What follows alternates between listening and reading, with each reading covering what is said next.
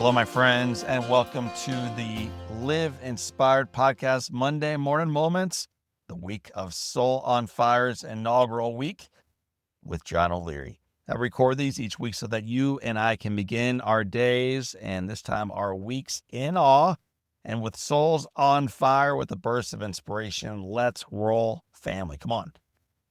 35 years ago, I left school on a Friday afternoon in January as an athletic, popular, mischievous fourth grade kid. 14 months later, I returned to school seated in a wheelchair, without my fingers, scars covering my entire body, and scared about how others might perceive me. The fire changed everything, and I dreaded going back to school. I wondered if I would still have friends, how I would get from class to class, or how I'd get my books out of my backpack in the first place. Ultimately, deep down, I wondered, did I belong? As Mom turned into our school, my heart sank and anxiety soared until I heard the shouts and the screams. Hundreds of little students lined both sides of the street. Mom slowed down our Mercury station wagon and we crawled toward the school.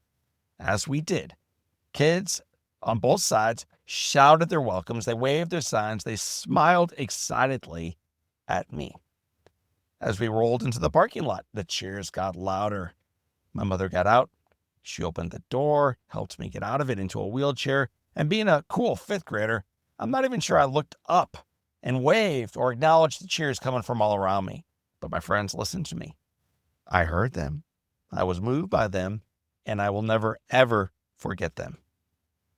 As our principal propped open the door into our school, my classmates were lined up on both sides of the hallway, cheering loudly.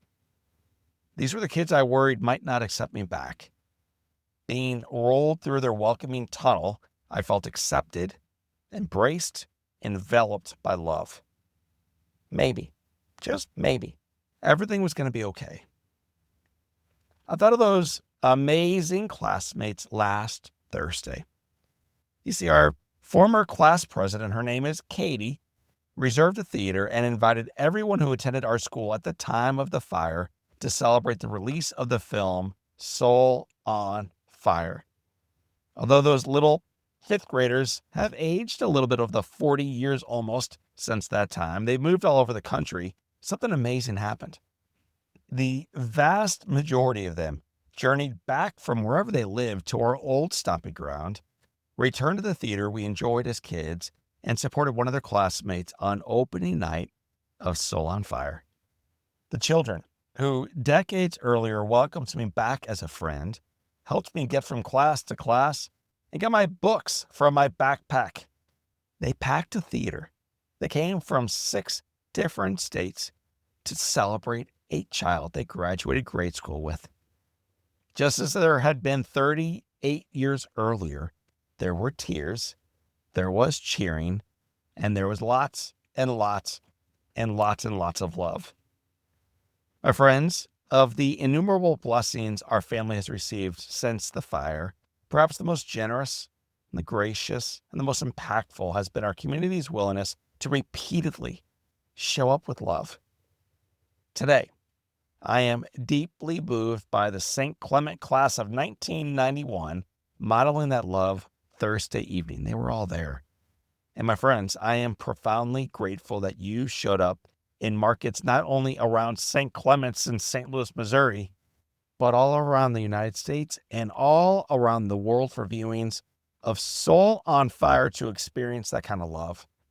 I want to thank you for stepping away from the busyness of your weekend, entering into a movie theater, laughing and crying with friends and family and total strangers, and ultimately heading back into your lives with your souls on fire.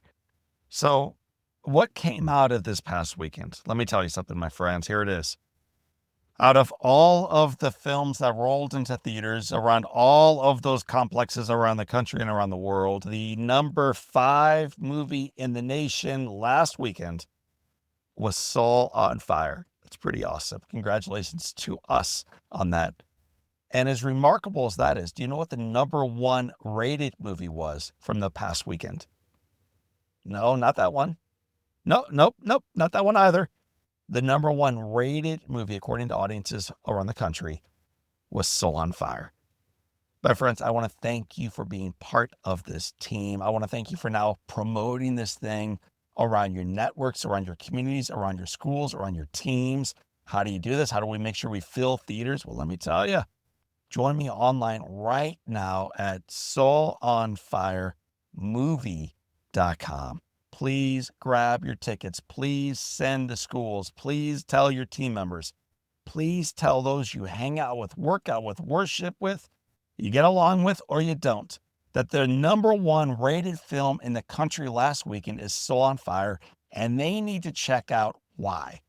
Turns out in a market of divisiveness and cynicism and negativity, that there is a film reminding us, my friends, that the foundation is firm, that miracles still happen, that your life matters, and that the best is yet to come.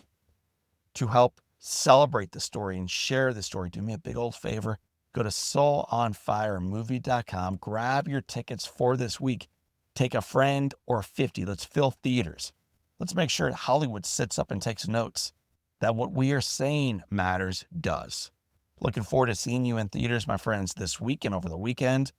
And I want to thank you for being part of our Live Inspired family here. So for this time, and until next time, my name is John O'Leary. Today's our day. What a gift it is. Live with your souls on fire.